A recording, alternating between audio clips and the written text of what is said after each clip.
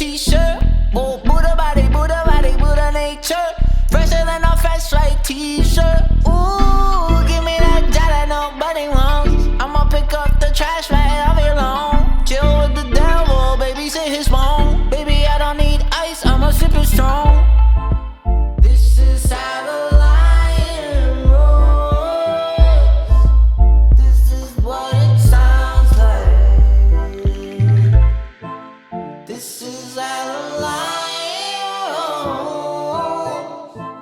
This is what it tastes like. You can put your trust in Hey me. everyone, welcome back to the Thinking with David podcast. It's been a while since I've posted one of these episodes, and I'm happy to share with you today's episode, which is with a woman named Mandy Ramsdell. Mandy is a spiritual teacher. She has a YouTube channel called Light on Earth that I discovered probably a year ago, in which she shares her experiences with enlightenment and non-duality, awakening. So we discuss all of these topics, as well as conceptual models, teachers and gurus, and things like this. So I hope you guys enjoy this episode. If you do, please let us know. But without further ado, please welcome my guest, Mandy Ramsdell.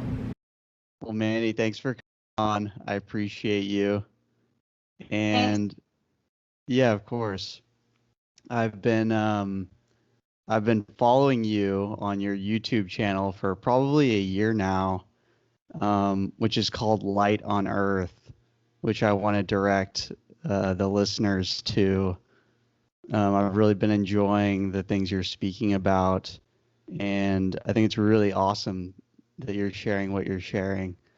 I haven't found many YouTube channels like yours, so yeah, I think it's very special, and I hope other people give it a chance.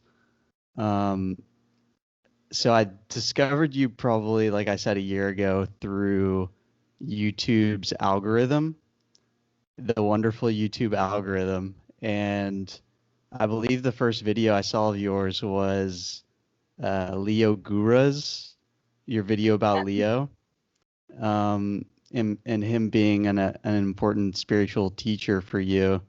How did you first stumble across Leo? It's a funny story, actually. I just discovered that YouTube's search function was an awesome resource for dealing with problems. So I got really angry at my husband for something and just searched how to deal with anger. And I found his video there and just fell in love with the channel and the direction it was going. Yeah. I think the first video I've watched of his was the spiral dynamics video. So I don't Those know if are you. so good, yeah. Yeah. So you've seen all those. What do you think about spiral dynamics, I guess, as a tool? Well, I think it's important to let go of, but at first it really changes your worldview completely. And it helped me to let go. It's funny how we sort of reframe beliefs, and having new structures come in helps us to see the beliefs we've just assumed and had all our lives. And it helps to open your mind to people and open your hearts to people. And I really think that's the end game of spiral dynamics and all of it, really. Yeah, I love that because yeah, I feel a very similar way, and that at first it is very useful, a tool for me, and I felt like I could accept people that were more different from me because I could see the whole structure now, Yeah. of the way the worldviews interplay with each other. And then at the same time, I don't know, like it felt almost in competition with kind of present moment teachings. And so I was wondering like how you, I guess, would rectify that, like balancing the use of conceptual models and I guess rational thought, growing spiritually. Well, it's an amazing paradox, really. And one thing that helps me to reframe it is that there are opposites, but no opposition. And that's really what non-duality goes into, that there is duality. We're living and speaking and communicating in a world of duality. But at the same time, this is all one. We can't separate it. The mind is creating this separation, and that's how creation has to happen. Hmm. So let's talk about non-duality then, because this is something I've really been interested in from your work. And I think Leo talks about this too a little bit, but I haven't really found a whole lot of teachers, I guess non-dualistic teachings and teachers. Maybe Locke Kelly is one, if you've heard of him. I'm not entirely sure, but yeah, what is non-dualistic? What does non-dualism mean? It simply means not to. And so you hear versions of this that, we're one and we're all connected. And you think about the little ways in which, how you find strange connections with people over the internet, or you find someone who knows somebody who knows you and all those things. So we're all aware that we're one, and we're all aware that we're sort of mimicking each other and our language, and we absorb everything as kids from our parents and everything. But even like deeper, fundamentally, like you go into the present moment and you realize that this is already fundamentally one, so far that there is no present moment to take away from anything else. There's just no time. There's no time. There's no present moment. There's no time. So you end up with, non-duality is so one. It includes division. It includes division. Okay. Yeah, it's been an interesting, I guess, concept to contemplate. And I guess I don't know, I guess it is kind of a pointer to the present moment, and that it's trying to get you or get me into that moment a little bit more deeply. But yeah, it is an interesting paradox because when I start to think about non-duality, like, well, I guess how do you find non-duality useful in your day-to-day life? Well, it's more of an actuality. Hmm. Um, and have you researched much into law of attraction or anything like that? You know, not too much, but I know I've seen some of your videos regarding Abraham Hicks, and Yeah. that's the extent of my knowledge is knowing about her. And I think I've seen you inspired me to look up a couple of her videos, which I thought was very interesting. Yeah, so you'll find people get into spirituality. There's no point that anybody gets into spirituality, right? Like Mm, we think we can kind of recall a memory when we really started doing mindfulness work, or like for me, reading The Power of Now by Eckhart Tolle was a complete game changer. mm-hmm. So we have those points within the story, but it all like folds into itself. There's no beginning and no end to this. And non-duality kind of points to that. So with the law of attraction, you have like in the West, we like our stuff and we like materialism. And sometimes finding material success and getting frustrated with it is their first introduction to spirituality. And it's so all inclusive, and so like Abraham Hicks kind of comes from that. But if you come around from more of like a renunciation or Buddhist or minimalist type, because I was deep into minimalism, and you kind of see how that filters in, it all ends up blending together. It's really an amazing thing how it all comes together in the end. Yeah, yeah, I've experienced something very similar in that I feel like I got into through, I guess, having what I want materially, like making good money and seeing like, okay, this isn't the end game. Like I'm still not where I want to be, I guess. I'm still not happy, quote unquote.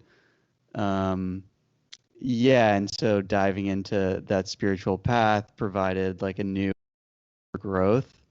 So for you, do you remember, like you said that people don't really have a specific moment that they might remember and that they could point to, but I guess thinking of your own life as the hero's journey and embarking on that journey inward, do you feel like there's any moments in your life that you could point to that really stand out? There's a lot of moments that stand out. Um, Yeah. you kind of see how one led to the other. And some conscious of is symbols, and especially like the name of my channel, Light on Earth. The Hmm. first time I sat down to meditate, I knew I was supposed to meditate, but I've been putting it off like most people. I sat down and I had this realization, I'm light. And Mm. that just knocked me out of the meditation. And I remembered being a little girl, I was raised Christian, Baptist in church, and they were talking and I wasn't listening, and I was just staring out the window. And I was like, yeah, that's God. That sunshine, that's God right there. I just knew that. And then I told my mom I had this big revelation, and she's like, no. She's like, but it is funny, son and the Son of God. And Yeah. yeah, I was born into spirituality and then letting go of my Christian upbringing and everything, and then kind of seeing how all roads lead nowhere. Well, let's talk to about that. Yeah, because I feel similarly, like in regards to Christianity, like having grown up with it and attending church, attending Bible study, all of this. And for me, what kind of like I wouldn't say that I identify as Christian or really anything. I don't know. I haven't really developed a strong desire to adopt any labels. I'd be curious if you resonate with certain identifiers, I guess, more than any other identifiers. But for me, I've really felt like listening to Jordan Peterson kind of got me back into understanding the Bible and understanding those teachings at kind of a different level, more of a psychological level. yeah, Um, yeah. yeah, have you gotten into any of his work? I've only heard a few of his videos. I have a friend who really loves him, but it was Eckhart Tolle for me that really, there were verses that I had read as a kid and just pondered and pondered. And, and some of the things he said and the connections with the power of now just hit me. And it felt like answers to questions that I had had for years, and just like a deepening, and I understood like what Jesus was trying to say in deeper ways. Mm-hmm. And do you feel as if you identify as, I guess, spiritual, or what would you? I don't identify as anything, and I Mm, identify as everything, and that's one thing I appreciate. Like all religions, it seems almost like Humpty Dumpty, that each has a piece and you mm. have to put them together for yourself, and that includes atheism. So kind of how I feel about it. That's funny, yeah.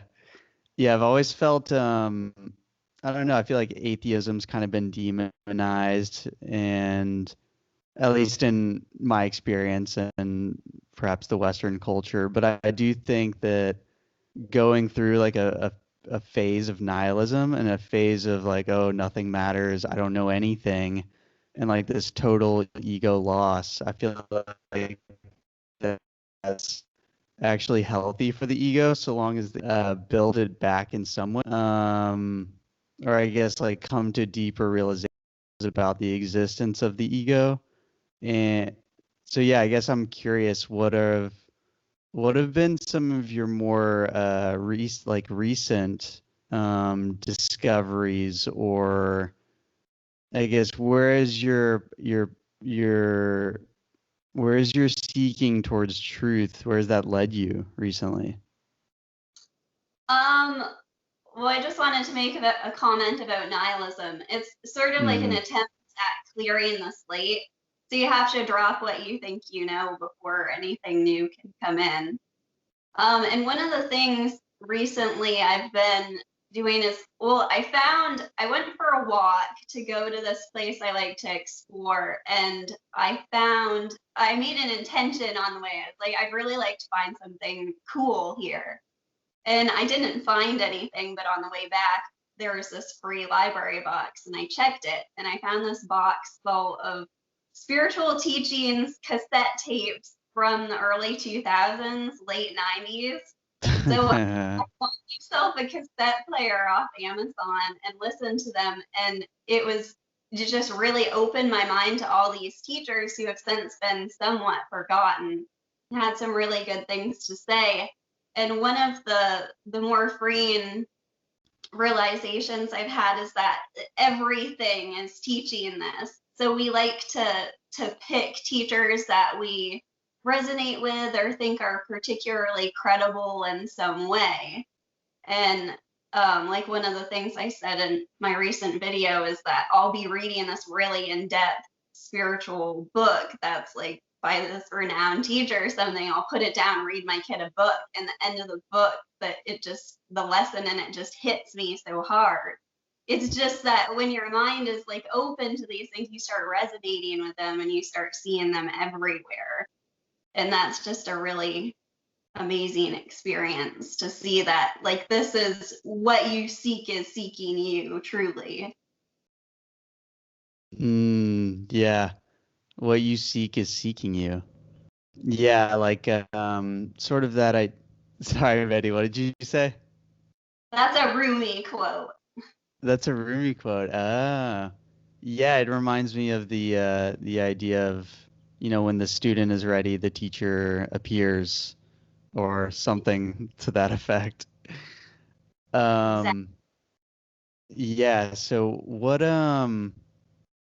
let's see, what I know that at one point you kind of sought out a teacher or a guru. I don't remember his name, but you mentioned him in one of your confession videos.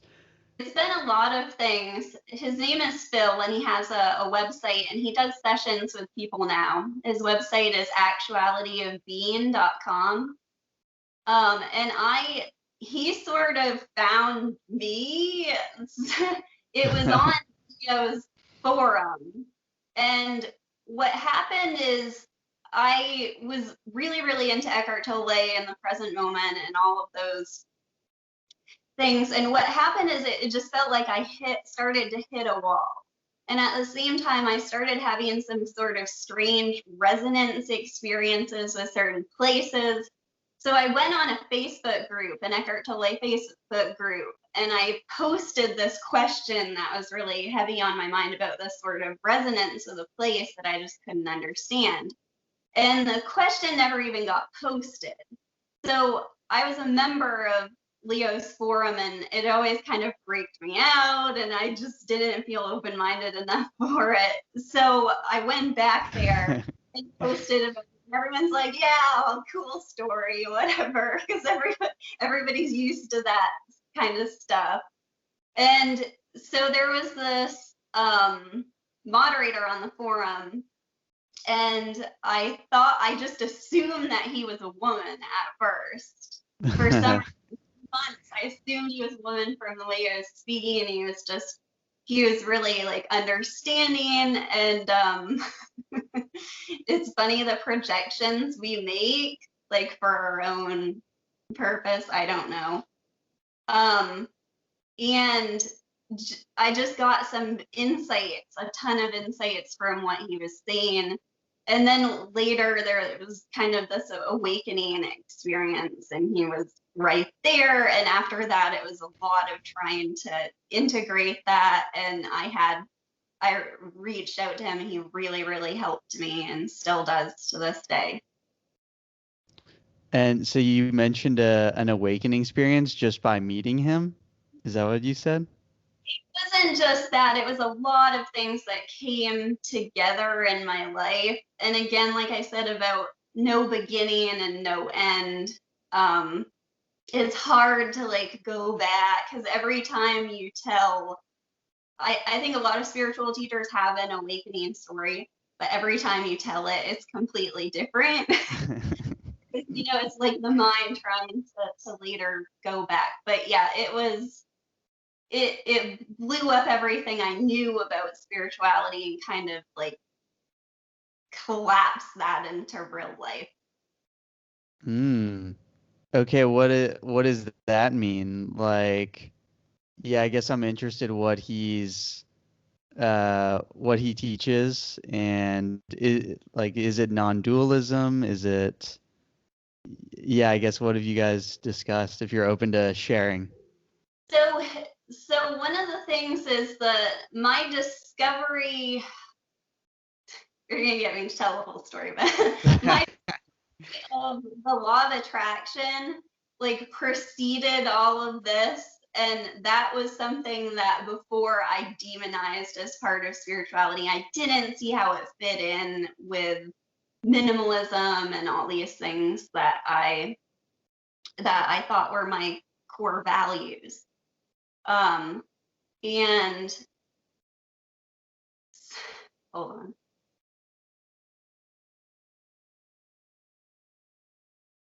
So he is into so he really understood the Abraham Hicks law of attraction thing. And so he was like one of the only ones who was into the non-duality and deep into the meditation and Buddhism and everything and that. And so I think that's one of the reasons that it helped me to integrate those things. So an integration of everything that had come before it. You felt like he had helped you with that? Yeah, and there's a certain connecting to intuition that happened too. And then, you know, when there's whose intuition is it really? Leads to some interesting experiences and realization. Yeah, I'm really curious. I know when I first watched the video of you talking about him, I was like, maybe I'll reach out to him. And I remember checking out his website, and it definitely resonated, but still within me, like I feel as if I've never, I've always been this type of person that I feel like, oh, I can do this alone. I can do this myself. I know best. Like, how can a teacher who's outside of me, right? This dualistic aspect of things, like this person who's outside of me, guide me in my inner knowing. Um, but it's good to hear that you've found a lot of usefulness within talking to others. Yeah, it helps to have, because we can't see ourselves, so we can't see our own blind spots. So it helps to have somebody, but like you said, there is, again, that's another kind of conflict or opposite without opposition that we make for ourselves, is like whether we should seek a teacher or seek somebody to help us, even if that's just a friend or somebody, or if we should do it on our own. And really, those kind of two things collapse. And so it's like in practice, this means kind of going by feeling and intuition and knowing what's right for you at the time. So is that yeah, I feel very very similarly in regards to following, I don't know, I guess following my feelings. And then I I don't know, it's funny, like as I ask the question, I feel as if I already know what you're going to say, but I do want to hear what you have to say about um, these types of things. But in regards to, I guess, having a rational mind as a human being, and then also being in a body with feelings, um, how do you balance those two things? Like in regards to self-deception and personal bias, knowing that perhaps maybe we should, like, I shouldn't be so sensitive in certain cases, and that maybe I should be listening to my rational mind in other cases. Um, do you feel as if there's one or the other to listen over to, and then it's up to the individual to figure that out? Well, there's two things that come to mind when you ask that question. One is the absolute simplicity and importance of, this is something that I first heard Abraham Hicks teach, which is pay attention to how you feel. That in itself is integrating your mind, is paying attention to how you feel. So just that simple, paying attention to how you feel. So when you think and paying attention to what thoughts you're thinking and how they feel. So ultimately, we're trying to use our mind in an intelligent way to move forward, to do things out of alignment with love and the things that we want to do. And the other way of framing it, there's a teacher, Roger Castillo. He has satsangs on YouTube. And so he makes this differentiation between the thinking mind and the working mind. And so the thinking mind would be what you classically consider the ego mind. And so those would be the thoughts that don't feel good. And then the working mind is, this is if you're learning something and how to do something and moving forward using your mind in a constructive manner. And so by how those thoughts feel, you can start to see like, where are they coming from? So you really can't separate the two. Yeah. But we make these distinctions to help us integrate, right? Because again, integration, separation, no real difference there ultimately. Yeah, it's a silly game, but it's, I guess for me it's also like trying to understand, what's going on. Yeah, like even within feeling there, I create separation in regards to, oh, which feelings are intuition and which feelings are just feelings, like those ones should be listened to. Um, so yeah, what you're saying is that it's all accessible, it's all useful. Am I understanding that correctly? Pretty much. It gets so intuition can be a big pain in the butt at first because it's interrupting what we think our trajectory is for us and what we're doing. So you could have like put out this desire to meet somebody who's going to connect you for your next podcast or something. And so you're working on this project or talking to this other person. And so you have this impulse to come up to go to the coffee store or whatever. And then that impulse, we think that's annoying. We think that's a distraction. But really, our own intuition can be like, if you go to the coffee store right now, that person might be there. Like, that's kind of how it works. So you have to completely let go of everything, even like what you think is focus. And, sometimes you won't be able to follow every impulse. And if you or intuition, and if you make that into an ideal, you'll make yourself crazy. So again, like feeling and paying attention to how you feel is really the basis of it. And then funny things can happen from there as far as intuition is concerned. Yeah. Do you have I'm curious if you have an example of that, of something you've experienced where I guess you've had to let go of an ideal, and that's led you to perhaps a roundabout way of arriving at the same destination that you were originally seeking.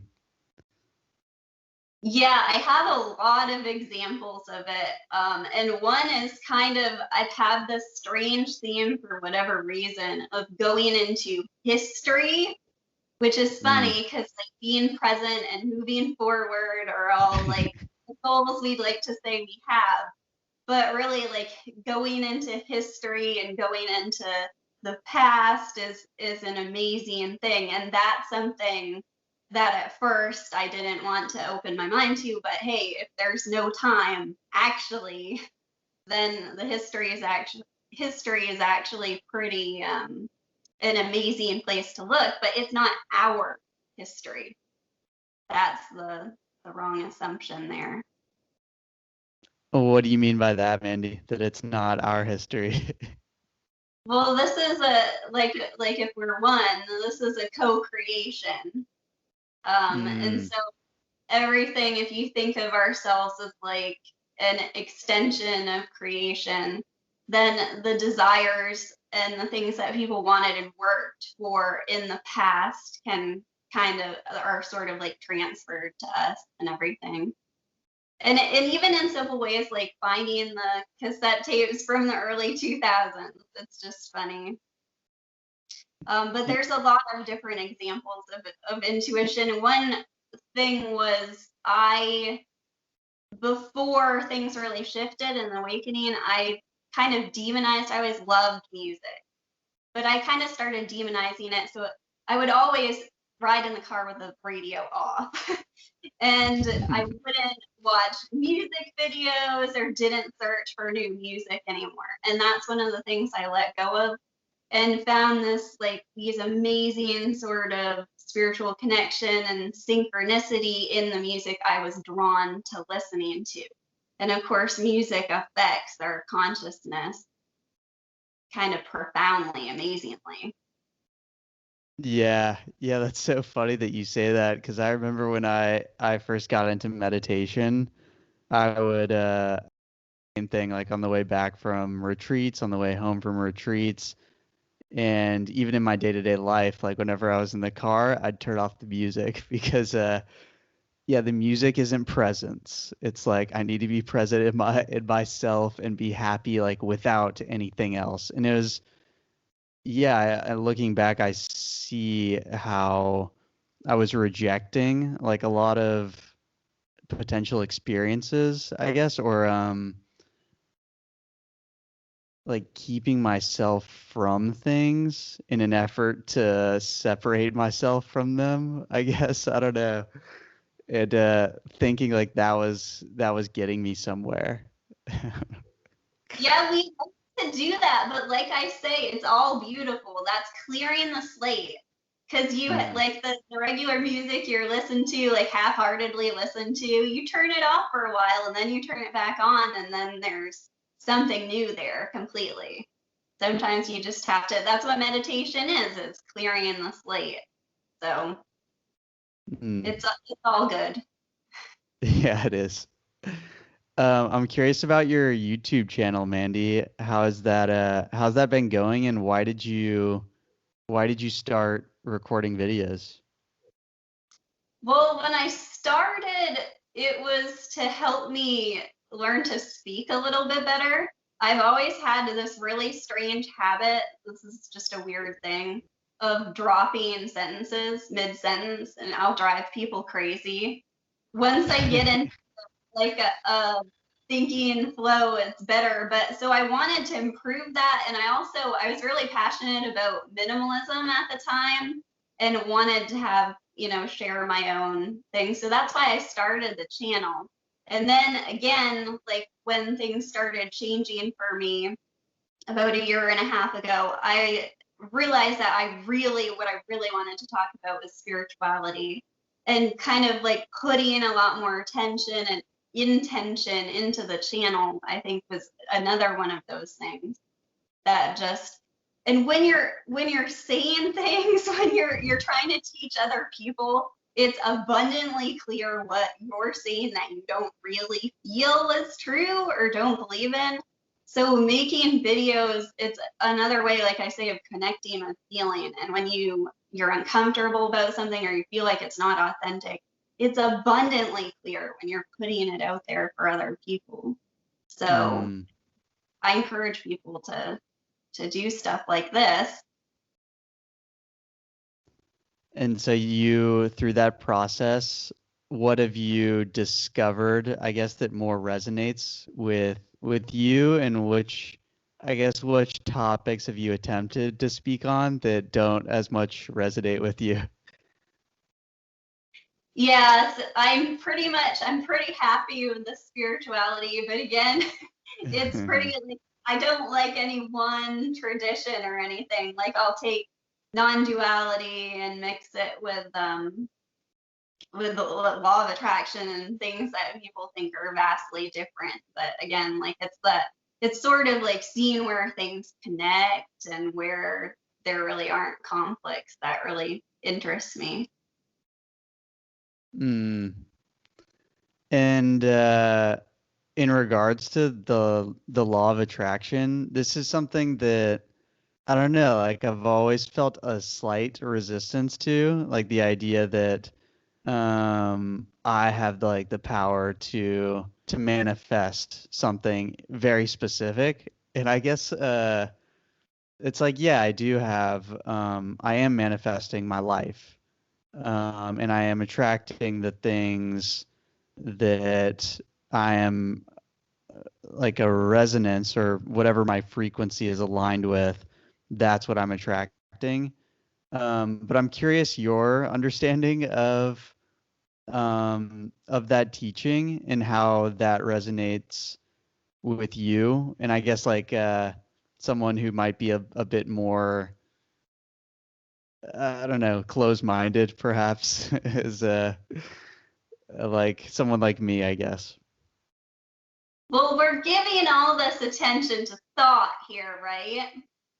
Like all of this is really about thinking and about not thinking and all these things. So law of attraction is simply becoming conscious of how your thoughts create your reality. And when I say that, that's like a new agey thing. You create your reality. Non-duality comes in and is like, yeah, but there's no you.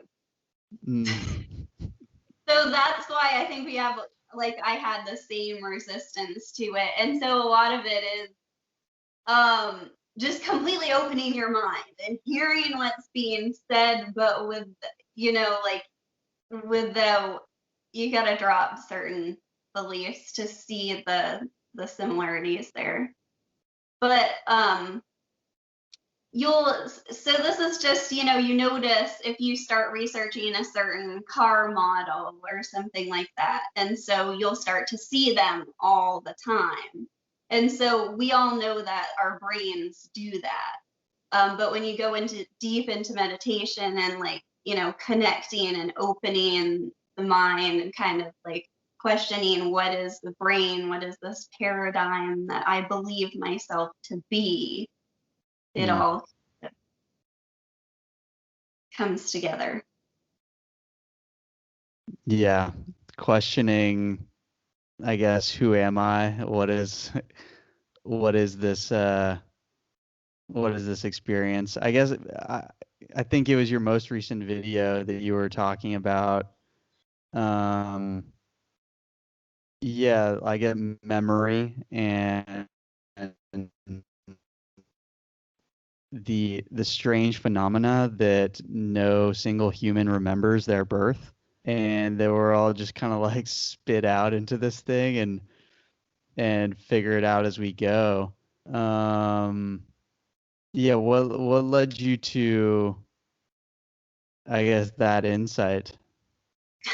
Well, that was actually something that Phil wrote, and I asked his, it struck me so much that I asked his permission to share that. But it is, he was teaching it, he was asking his kids, he's like, do you remember being babies? Do you remember being born? And they're like, Mm. no. He's like, do you think that's weird? And they're He's like, well, do you realize that your parents don't remember the start of this and that nobody here remembers the start of this? We all are just here not knowing what's going on. And so we have tried to conform ourselves to these beliefs that other people have held because their parents held them, because their parents held them. And so there's some pretty wildly untrue beliefs we have that perpetuate thoughts that don't feel good about ourselves and others.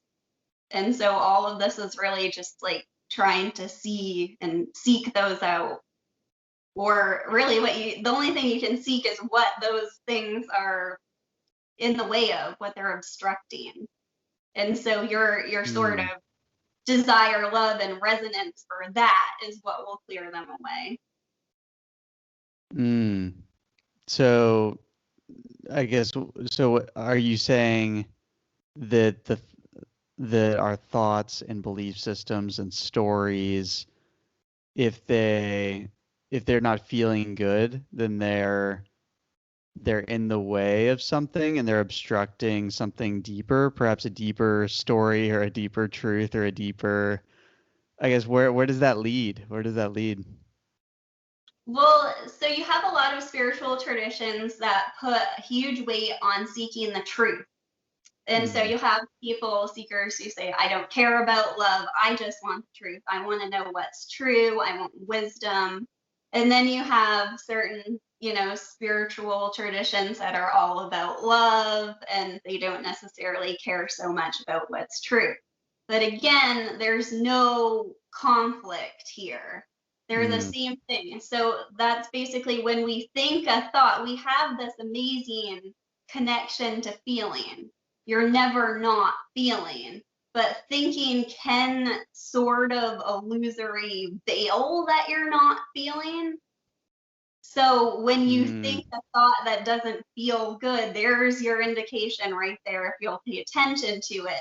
So you can see how truth and love kind of, that's where they turn into the same thing. Wow, okay, I like that. That's profound. Like, I've actually never thought of it in this way, and is in that when I'm thinking, there's still feelings that are occurring. It's not like I'm not feeling anymore. It's just that the mind, I guess, has prioritized the thoughts over the feelings. Yeah, Okay. you're so stuck in those beliefs and you're sure they're true because your parents told you or your teachers told you or your friend inferred that or something. And so we're using thought to try to avoid not feeling good, but thought is what's veiling us from feeling at all, and feeling is always feeling. So we get confused with feelings, nouns, as in specific feelings, and feeling itself. And meditation is connecting you with feeling itself. So it's only the mind that can be like, okay, this one's love and this one's anxiety, and really they're all the same source. Oh, okay. Yeah, I've come to similar conclusions with teachings and teachers, in that, yeah, like, certain people seem as if, or they might even speak to this idea of like them having the absolute truth, and they'll speak about you're like feeling the body sensations, and like this is the path, or saying prioritize. But yeah, it was a big moment for me, like seeing through that and seeing, oh, well, these actually aren't in opposition to each other. It's all, it can all be integrated. all be used, and in some ways it is the same. It's like different paths leading towards the same destination, I guess. Exactly. Yeah. Mm, okay. We're getting there, Mandy. We're getting there. Um, let's see, where do I want to take this next? I guess in regards to your own personal awakenings, and like, is that because I know I've in in traditional Buddhism or what have you, it's taboo to share with the world what it is you've experienced, like these deeper insights, or and I think perhaps like there is some truth to that, in that I guess for me, like I'm seeing my own quote unquote those awakening moments to be, while they were wonderful, it's not like they don't last. I guess they're just moments and they're special. Um, but every moment is also special. And so it's like, how do you, I don't know, I guess, how do you, looking back on some of your awakenings, how do you put those in perspective for yourself? I love how you phrase that question, because insights are really like what the points when we think of awakenings and we want to tell them. We remember a specific insight, the breakthrough. But the Mm, insight is a perspective. And so perspective, person, personal. So when you share a breakthrough insight that you had, someone else may have something that you always knew when you were from the time you were 4 years old or something. So we all have different beliefs, and that's kind of why it's so unique. And again, like I say, when you go back and you try to piece together cause and effect, so this insight, this thing, this sight of this thing caused me to have this, like I've tried to do this so much. Sight of uh, this, have this insight which caused this, you know what I mean? Like when you go back in the story, the cause and effect falls apart. And mm, like you say, it is. This is one of my favorite sayings is love is alive. This is alive. And so it's thought that wants to write it down or say the specific insight or tell a story. And the story itself, I love stories, but it's alive. And mm, so when we try to say we know how things occurred, it kind of kills it. It makes it dead. mm. When we know how things occurred, it makes them dead. Can you explain that a little bit more, Mandy?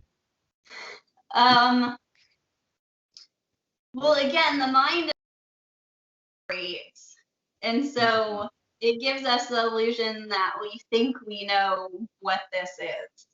And like I said, with we all come in not knowing, and at some point we've assumed these beliefs that say that we know what this is.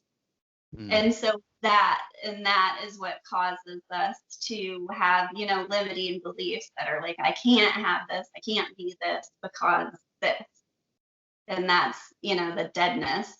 And also, the fact that the fear of death itself, the fact that we know that we're alive and we know that we have finite lives, mm, create fear of death itself. We've created death ourselves. So death is mm. something not an actuality. It's not something that can actually occur to you, because what you think you are is already not the case. Yeah. Yep. Yeah, that's a big one. That's a big one for me. Yeah, because I don't know. Perhaps a lot of people have gotten into spirituality through believing the limitations of life and believing the idea of death, and kind of coming to that realization, at least, that the world as I experience it currently won't always be the way it is currently, but yet that's always the way life works. Like the ever-changing nature of life and the dynamics of it all, I think, are constantly changing anyway. So, um, what is there to fear but like the next moment? And death is, I guess, a vast projection of the future, a moment that doesn't yet exist. So, but I guess I don't know. Like, how do you feel any pressures in life to achieve or to do certain things, and to get these done before that final quote, not final moment, but like, do you know what I mean? Well, it's funny. It seems like everything that I really wanted, I worked my butt off for as a teenager and young adult. Like, I didn't want huge, big things. Like, of course, there were those ones, but everything I really wanted, I got fairly young. Like, I Mm, had a business that unexpectedly did, like, not amazingly well, but much better than I expected for myself. And so then I was kind of left in this place that's like, okay, so I have everything that I really wanted. What's next? And I got into this awful funk. And you realize that, what you want is to want. You want to mm, have something unfolding and something exciting and something you're creating. You really want the process of creation. You don't just want it to be done and over with. That like the security we're seeking and having what we want or to have created something amazing is already here. It's already us. It's already what's created us. So of course we can't find it, but we can really fall in love with creation, and that's what life is itself, unavoidably. mm. So, for you, do you feel like knowing, I guess, this now, having internalized this idea of wanting, um, necessitates life, I guess, and wanting is something that you want. Is it then that you are developing a healthier relationship with the wanting, or is there just nothing to do? Is it like, I don't, I'm Well, curious what your thoughts are on that. Hmm. that's kind of like the Abraham Hicks law of attraction, what helps you to realize that what's wanted is already here. There's no time, and this is all being part of being present. So we want to be presently creating, so presently going ahead and enjoying this life, enjoying this story as it unfolds. And so what we want is what we actually are. That's the actuality of things already. And so it's us kind of like skipping the stage. And again, the fear of death behind that. Like, this has to happen before this. And if I were to die now, this wouldn't happen. And I need this to make me secure. Yeah, I mean, I think like that's the trap that I fell into, and I feel as if I fall into that trap again and again, but perhaps a little bit, the ground is a little bit shallower in that trap, and I could come out of it a little bit more quickly. But yeah, I don't know, I guess, what is your experience of life like? Do you still feel suffering? Do you still yeah, do you still suffer, Mandy? I do, but it's a funny thing, like I say with the story. Like, it gets a funny thing of like repressing it. Then you have to ask yourself, do you want to be this one person who through work has achieved the state of non-suffering while you go about interacting with other people who are suffering? Like, that wants that, right? Mm, So it's kind of, again, like, it's already an actuality, like what I said about feeling. We're already feeling, but the mind is saying this feeling is suffering. So mm. so if you like to for a more satisfying answer, a lot less. It's a lot less, but I still have anxieties and certain things, but I feel like I have the tools to deal with them much better usually. And if I can't, then that's accepted too, and all of it. The seriousness of it just kind of there's not as much to hold that up anymore. Yeah. Okay. Thank you. Thank you for that. Yeah. It's so funny. Like I just feel like there's certain phases that are shared in uh I don't know, I guess just pursuit or just existence, just being in life that like I've been through those super serious phases where it's like, no, this is a serious endeavor. Like this is trying to end my suffering, and this is there should be no joking, there should be no playfulness, and just being through those phases and like looking back at them, it's so hard to look back at them and see myself because I'm like, God, I'm so full of shit. Like this is so dumb. Uh, but it's I don't know. I guess perhaps that's just part of the gig, part of the agreement we have here. It's the cause. It's dead serious, but there's no death. Yeah.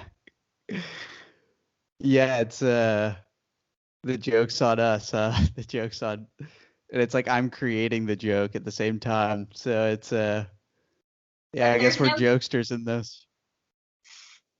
yeah. There's no what, Mandy? Except there's no you to create it. So,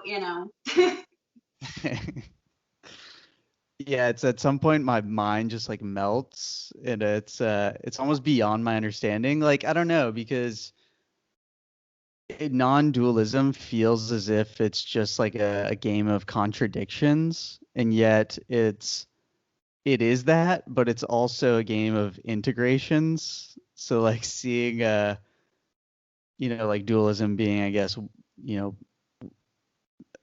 I don't know, you could see it as like what do you someone could see dualism as being just constantly contradicting itself, and yet it is also I don't know. Yeah, there's no separation between it. How do you, I feel like we've already got over that, but what do yeah, you so non-duality, like within the mind, within just the mind, it turns into a ridiculous game.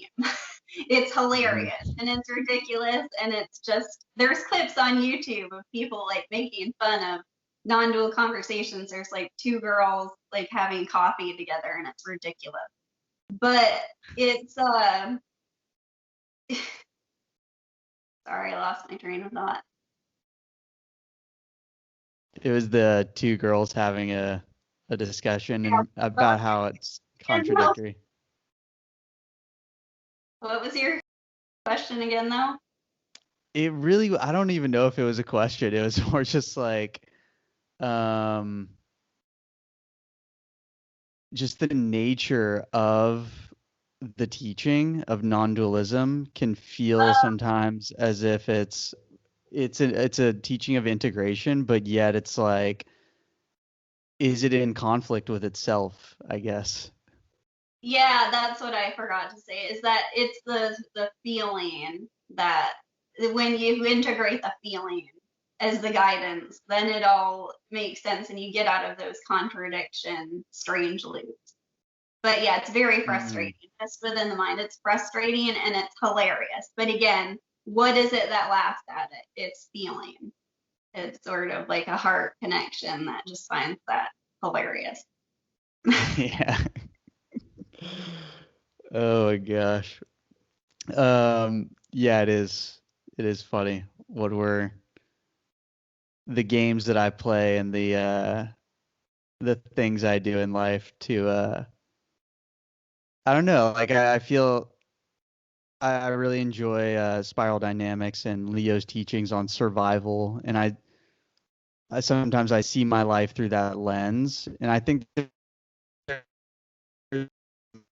different worldviews look at my life through and see those worldviews as useful, and yet they're all just like one worldview or one lens, and so it's I don't know, do you feel as if non-dualism is a lens to see the world through, or is it the greater perspective um, of through which you look through other lenses with the coloring of non-dualism? I think it's definitely still a lens. It's important to remember that. And Mm, I can never say his name, but the guy who wrote I Am That, mm, he he says it as you take these are kind of outdated analogies. You have a thorn embedded in your hand. You take another thorn to get that out, or you take a poison to neutralize another poison. And so, yeah, again, like if you're unraveling in the mind, you use mind and you use logic to unravel other logic, and eventually you end up without like I say, with feeling and can't really say much about it, but you end up with some sort of clarification. mm. Yeah, I'm looking forward to those moments for me. I think some of that insight has been there, but um yeah, I don't know, like for you, do you feel as if you are still seeking in any ways? Or is it just a matter of living your experience now and sharing what you're experiencing? There, like I say, with we always want somewhere to go. We always want to have like a trajectory or something we want or something that we're creating. I think of Mm, it more as creation. Um, yeah. Yeah, wanting somewhere to want to go to. Like yeah, okay. That makes sense. Yeah, I think it's the same for me as well. Just really wanting to want the things that I'm choosing to participate in and um yeah, create the life that I'm looking to live and I guess continually improve upon that, but at the same time um accept like where I'm at. yeah, and like connecting with intuition, it's so you start to, and another kind of key thing to let go of is we often have a belief that says that like job or career or certain things are more important to want than other things. And so this kind of dismisses small things. And again, like I said Mm. about music or just taking a moment for yourself or something we might even think is low consciousness, like start like even watching, you could be watching a TV show, God forbid, or something like that. And it's funny how it's like the entire world sort of conspires to have like these lesser things serve the greater things.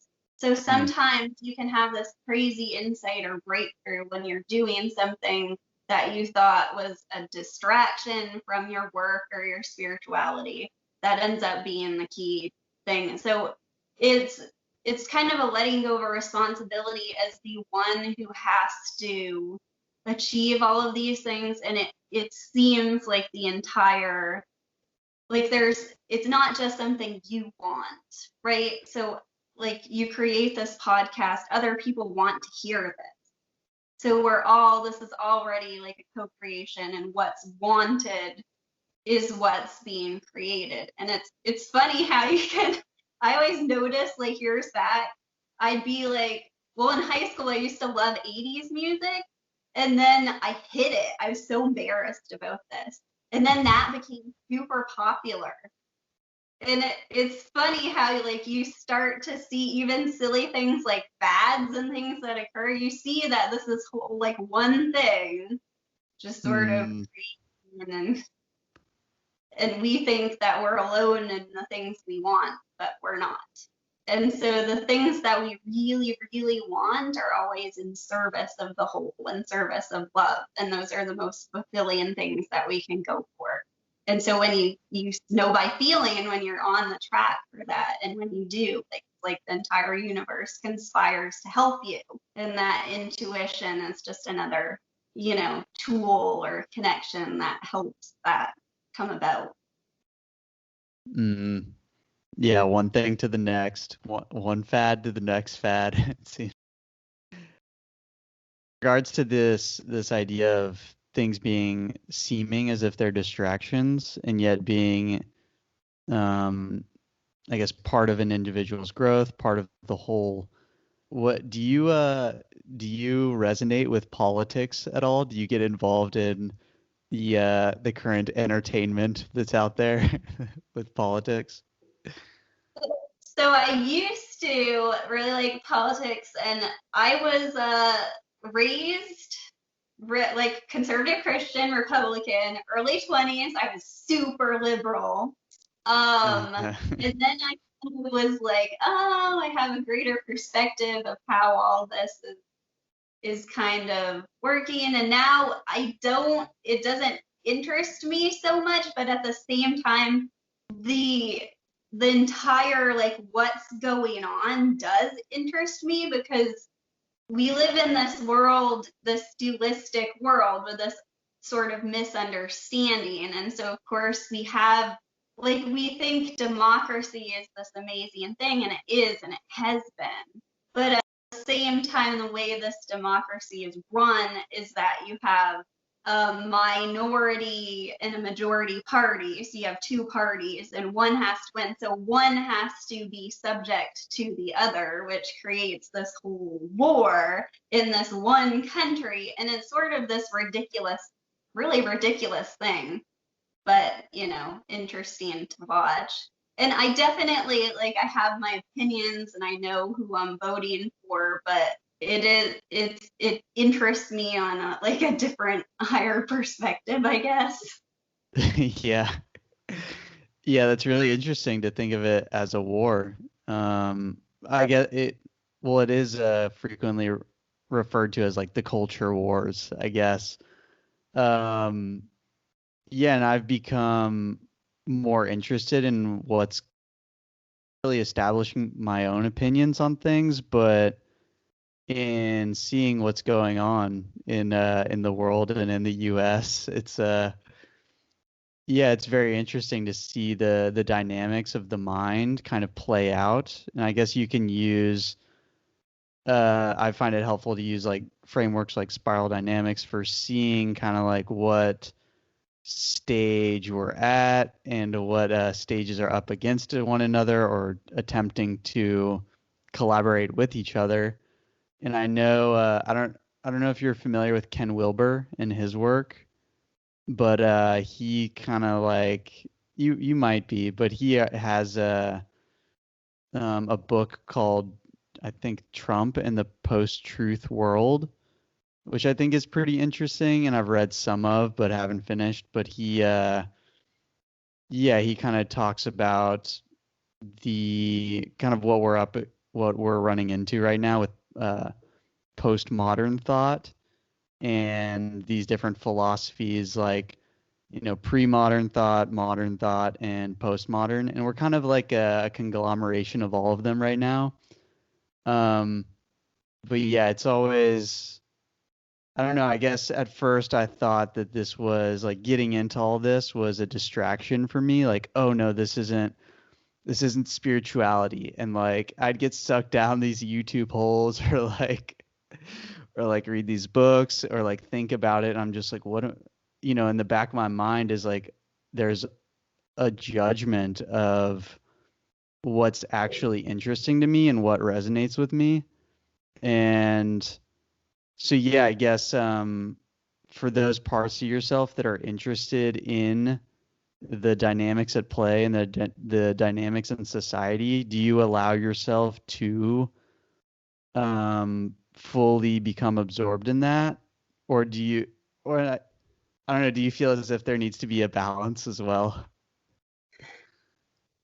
Well, I think what interests me right now, like, again, I'm really glad that people spend a lot of time like going into the nitty-gritty details and understanding this. And so just like a disclaimer, like I know who I'm voting for, but I'm fairly ignorant besides that. Like I'm convinced about that, but I don't research that much into it. What interests me more is like watching documentaries on Donald Trump and just understanding like what that is and why it's provoking such reactions. And I will say, I really, really wanted Hillary Clinton to win, and I had when he won, it just completely shocked me. Completely. I had a day that I was just so mad. I went to post office and got passport applications.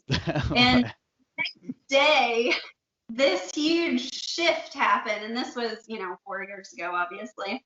But this huge shift happened, and I'm like, you know what? There's a lot that's gonna come from this. There's so much. This is such a shocking, like destructive, strange things you have happened. So much is gonna come from this. So many intentions and desires and change is gonna come from this. And I think like just I don't know, just like seeing ourselves and what we resist and like, not like what ourselves, I think that's really where the change comes from. Because again, it's like working towards something you want to like force the change to happen. And really this deeper kind of acceptance and understanding of like who is doing what and who's to blame for what and who can make the changes is really how the change happens. And that's kind of hard to get through people's heads sometimes. Yeah, it's hard to get through my head, I know for sure. Um, well, Mandy, I know you were writing a book. Is that something and that you might have stopped? I don't know. What were you writing a book on, and are you still writing? Well, I have wanted to write a book for a really long time, and it's funny that the book was originally supposed to be fiction, and the now my sort of separation between fiction and nonfiction. This is kind of where spirituality and non-duality leads. So I think it's gonna be a book about spirituality, but in a meditation session, I had the title just strangely come to me, which changed the complete direction I had for the book. So I just started it a couple days ago, and who knows if it'll be finished or not. I've got that freedom, right? But that's where that is. That's awesome. Well, I look forward to reading more when it comes out. I'm sure it will one day, if you so desire it. And yeah, this has been wonderful. I just want to thank you for your time, and uh, for anyone listening, I want to direct them to your YouTube, Light on Earth, and subscribe to Mandy's channel. Um, yeah, Mandy, do you have any recommendations, I guess, to fellow humans about what you would any resources you'd recommend or that you're resonating with right now, whether that's practices or um, gurus, teachers, books, anything? Oh, so many things. Again, keep an open mind to know that, like, follow your heart, what's right for you. There are so many amazing teachers out there. The more you find, the more you find. And meditation is an awesome practice, but a lot of, I think, my sort of connection with that space happened accidentally, not knowing, because I'm been a long distance runner since I was 10. Hmm. And running also, it sort of like gets into like more creative thinking. Like there's more spaces between thoughts and connection with the body, but then these crazy new thoughts come in, which can definitely happen during meditation, but it's a little bit different.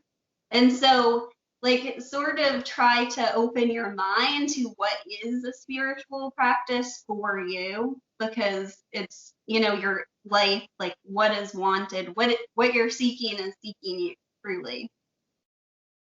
Mm, wonderful. Well, thank you, Mandy.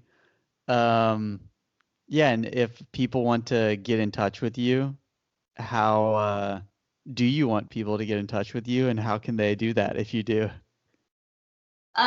Right now, I'm still trying to figure out like if I want to set up a website or how I want to integrate things.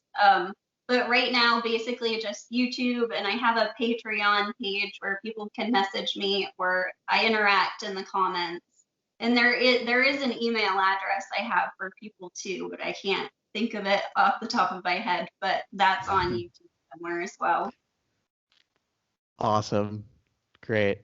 Well, I hope yeah, I hope this podcast reaches someone who is ready to hear this and who felt as if this resonated with them.